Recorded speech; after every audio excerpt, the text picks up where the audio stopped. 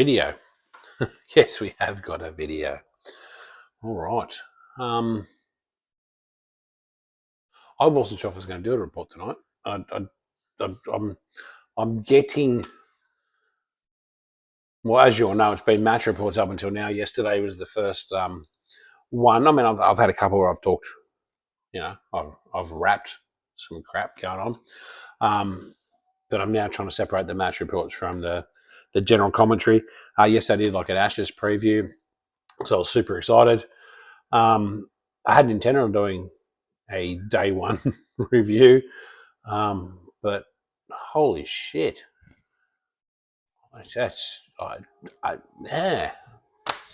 Pretty sure you'll feel the same way. So I was fortunate enough to watch actually all of it today, and it's a cracking day. As a socially responsible person, I'm going to. That's not funny, Nick. My reports will be generally to do with the state of play in the game, not the random ramblings and carry on that came out of my mouth when I was watching the game in the comfort of my own house. I did watch the first session down at the pub, and even then I was quite subdued. Well, actually, I was less subdued because we were bowling and things were going our way. By the time we're batting, I was a bit at home, and by that stage, I hate everyone and the world's falling apart, and let's go to war with England. It's all a load of crap.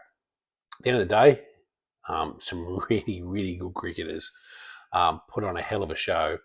I think probably from this is my perspective and my perception.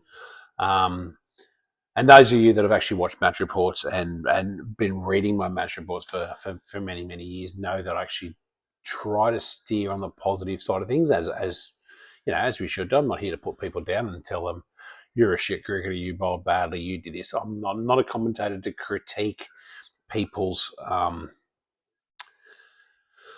what's the word? People's performance. I'm a weekend hack myself. We started late. I don't have the answers. I bowl good balls. I bowl bad balls. I drop catches. I'm just as shit as everybody else. These guys are professional cricketers, and let's be fair, they're all very, very good.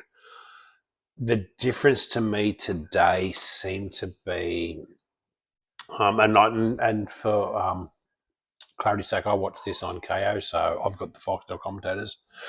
So my opinions, my bent is towards what they've sort of said and what I've heard from them. And they didn't say this, but they talked about the preparation, those sort of things. And I touched on this last night. I did touch on that, what England played England A as a warm-up game, and I kind of went, yeah, let's take it with a grain of salt as to the fact that they did X, Y, and Z. But I did take some out of that.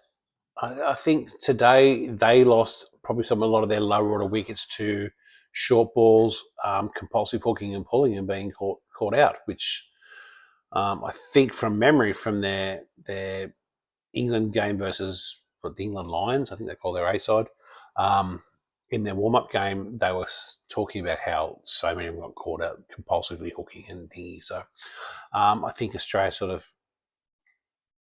exploited that a little bit. So they took a little bit from it, which isn't bad.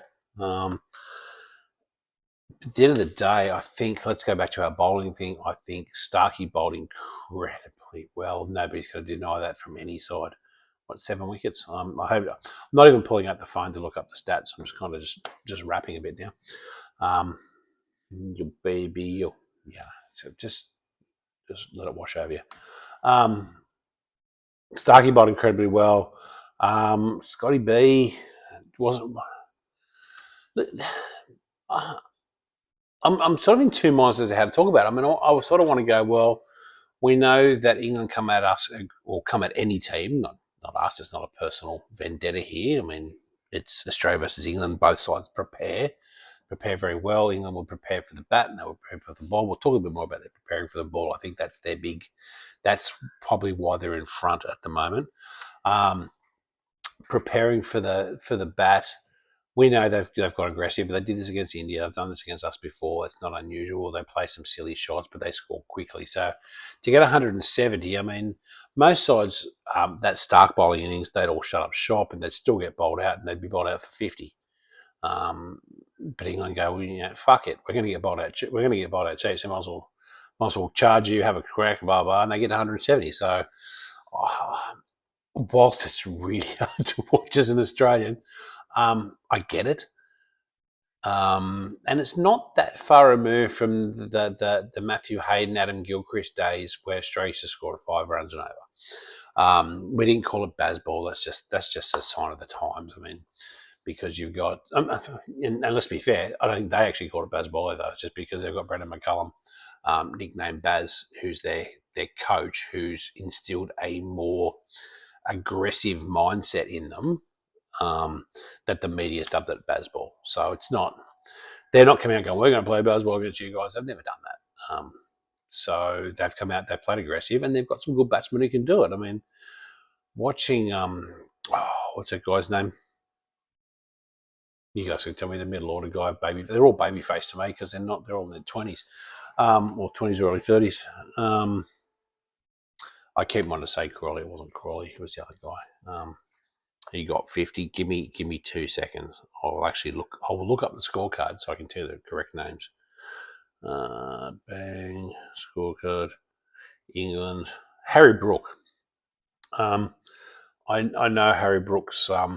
From what I've seen, he's quite aggressive, and he did that. The fact that he was running down the wicket to Stark. Yeah, I mean, he got out eventually to dog it to a short ball, but he scored 52 in quick time. So I don't know. It's not necessarily the worst thing. Yeah. So look, Starkey bowled incredibly well. I thought Boland didn't. Whether it was the left-hander up front, whether it was nerves, whether it was I don't know, the weight of expectation based on what Scotty's achieved to date. Doggett bowled really well on debut. Cameron Green didn't bowl a lot of overs, but when he did, obviously he made an impact. What he ended up with, 1 for 2, bowled 1 over, took 1 wicket. So yeah, look, guys, bowled well, 170. But having said that, walking into the sheds, I went, well, I didn't. I wasn't walking into the sheds, but as the boys went into the sheds, I think collectively a lot of Australia went, well, you know what? We've seen us bowl sides out before, when we had Cummins and Hazelwood, and arguably the best bowling attack in the world. So we've bowled sides out cheaply before. We did it with India a couple of years ago. We've done it with England before. But our batting tends to then not back it up. We've got the quality of batsmen to back it up, and some of these guys have got a lot of runs and they've got really good test cricket averages. But I don't know. It just, as somebody who's worked in customer service for a lot of my life, a lot of things you can get attributed to customer perception. So customers may go, oh, this is not happening, blah, blah. We know we've got processes in the background and things are all good. But at the end of the day, if the customer perceives you're not doing a good job, then you're not doing a good job. And I kind of feel a little bit that way with our batting lineup. We've got some cracking batsmen who've all achieved at various times, but the public perception is they don't stand up when we need them to stand up. And today was one of those days. You've bowled out England. It's the first test of the Ashes. You want to crush them. You get them out for 170. And we've seen times before, we've had sides 8 for 150. They've gone on to get 250. Today, we didn't. We got rid of them. We cleaned them up, 170, job done. Everyone's happy. And all we had to do was then bat. Now, I don't know what the issue is with Khawaja. They'd never said on the TV. Nobody does. If you get injured, I guess it is what it is. But not managing his timing correctly so that he wasn't on the field. You've got a brand new test opener, knowing you're facing a guy, and Jofra Archer, and as I said last night, he's not a great one of the greats, as in a bowler. He's a great bowler, but he's not one of the greats because he bowled well to us a few years ago and then was basically out injured for 4 years. I think from what I understand from listening to the commentary today, they pretty much, and this might be where some of this preparations come, the England camp have worked to get 5 quick bowlers to come at us really, really hard because they know we struggle either under swing or cutting conditions. I mean, they were never going to be in India and bowl 3 or 4 spinners at us because we struggled with spin, which is true. But they set up a team to come at us really, really hard. So when you've got so much uncertainty around your opening combination, and then Khawaja's suddenly off the field for however long, so he can't open the batting. It's like if I turn up to fucking 4th grade or 5th grade and my skipper's not there and we're all in disarray and no one knows who's batting first, we're going to fall apart because there's no planning. So I don't know who. Look, I know we couldn't control how quickly we toss those wickets, but you can get a fair idea of the wickets we're going to take when Stark's bowling like he is and they've got their tail. Put him on the edge of the field. Fucking prop him up. I don't know what was wrong. He didn't look great when he came out to bat, to be honest, anyway. But at the end of the day, he should have been facing that first over, not Jake Weatherald on debut. So suddenly the whole top order's in disarray for a side that has actually proven in the past that we fall apart under quality bowling, and they've deliberately put together a very, very good bowling lineup with a goal just to hit us hard. And not taking anything away from them, they executed perfectly. Jofra Archer bowled as best as I've seen him since when he first came onto the scene. I hadn't seen the other guys. I hadn't really seen much of Gus Atkinson. I knew Mark Wood was quick, and those guys bowled well, but they didn't take wickets. Put a bit of pressure for a bit of time. I don't want to talk about Bryden Cars because I think Bryden's a stupid fucking name. But sorry, I'm all positive, aren't I? Ignore that piece. Didn't say that. My biggest concern was always, I think the commentators have 10 overs going, oh, why isn't Ben Stokes bowled? Well, because Ben Stokes' job is to let the 4 frontline quicks bowl and put us under heaps of pressure and then come on and change things up and get wickets. And that's exactly what he did. He bowled incredibly well. They all bowled well. Let's be fair, we didn't bat bad. I don't think we batted too badly. Jake Weatherall got a cracking ball on your toes on debut, second ball up, was swinging. But again, I can't talk about man management, but I'm going, well, why wasn't Usman managed better so that he was there to face that over? Why are you sending a bloke on debut to face fucking Jofra Archer? I mean, Jesus Christ. It just... How did I start this, Nick? Nick's just said positive, didn't I? Yeah. Yeah, I talk positive, right? There was also Labuschagne in with Weatherall. Well, Labuschagne had to go with overall because Khawaja couldn't. Put Labuschagne to face the first couple of balls. Oh, look, I take your point. Nick's saying, I'm not sure whether the microphone picks him up. He's saying Labuschagne could have taken the first couple of balls. But again, Labuschagne, he's just coming back into form, just back in the team. He's number 3. I wouldn't have thrown him straight up there either. You've got your opener in Weatherall. So, but yeah, you're 6 of one, half dozen the other. I mean, I'm sure it'll come out in the wash what was wrong with Usman and whatever. But I don't understand why they could have just shoved him on the boundary to at least make sure he was out there. If he was well enough to bat, then he should have been well enough to be on the field. Sorry, just again, as I said, perception. Where the customers, our perception is, why wasn't Usman out there? He's got a job. So anyway, so look, Jake Weatherall got a cracking ball from Jofra Archer, who's been primed for this for 4 years or whatever. He's basically gone off and done the Rocky Balboa training and just trained for one fight. He's come out for this fight. He's shown that he can do it. Look, Marnus batted well. Some people will disagree with me because he only got 9 of 41, but he batted well through an incredibly difficult period. And so did Steve Smith. Both of them went through an incredibly difficult period. And just as we thought they got settled and just got sorted, they both got undone. Usman came out, and I don't know. Talking to my mate today, and when we'd both kind of agreed that Uzi was probably past his prime a while ago. My comments last night were we knew he was going to get picked. I I don't think I said he was the right person for the job. In the squad that he was in, he's the right person for the job, but I don't think in reality he probably was. I think we're better off setting out Weatherall and setting out Constance and going, you know what, we could be 2 for none or we could be 2 for 60. So at the moment, the openers we've sent in, I mean, I know Labuschagne shouldn't have been there, but between the two openers, if you say Usman and you've got 2 anyway, so what's the point? Might as well have a crack. Might as well have a baseball. Anyway, look, a lot of the guys, I think the guys batted well enough within the context of some really, really good bowling. They've gone in with five fast bowlers, no spinner. So Roots their spinner. They're backing the fact that they won't need it. They've got guys that are bowling quick and bowling aggressively, and making the ball do stuff. Good luck to them. Well planned. So as I've sort of alluded. Yeah, you know what I'm saying. As I've alluded to,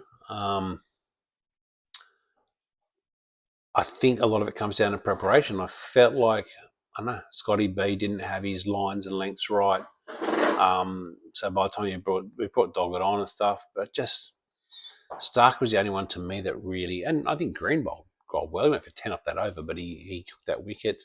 I think Doggett bowled well on debut, but I just don't. I feel the only bowler that was really of any difficulty for them. I mean, they got out cheaply because that's the way they bat. We've said it before. I've said against India, I've said against us, I've said against South Africa. They go hard and they'll lose wickets, but they'll keep trying to score. They'll score quickly. So I feel, besides Starkey's bowling, I don't think we actually threw a hell of a lot at them. They, on the other hand, came at us with 5 quick bowlers. Well, let's say 4 bowlers. Archer and Atkinson bowled incredibly well. Wood came on, threw some stuff down. Cast bowled well, and then, hate to say it, Ben Stokes came on and made the variation, which he does. I don't like it, but it's good cricket. It's smart cricket, and it's very outthinking. Bit annoyed that you got Brendan McCullum, and now I've heard Tim Southey coaching England. I mean, you guys are right.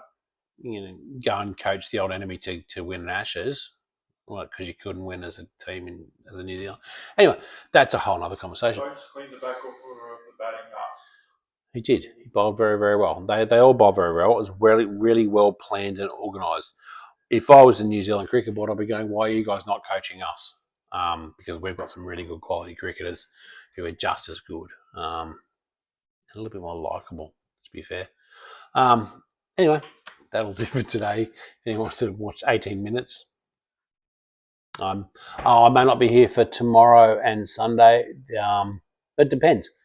If it's raining, I'll probably maybe do a day 2, day 3 report. Also depends how depressing it gets. If it's really depressing, I'm probably not going to do one. If it's not raining and I play cricket, and I'll do match reports, so you'll see them on something else. So thank you guys. Like, subscribe, turn on your notifications, because I'm looking at I don't have to post links every time. So if you're actually really interested, turn your notifications, then you'll get a notification when there's stuff on the site. And I haven't got to go and post this on all, like, my Facebook page and stuff. I kind of don't want to annoy people anymore. So if you're interested, do that. And if you think other people are interested, please feel free to share the channel so they can watch. Thanks, guys. So there you go. That's how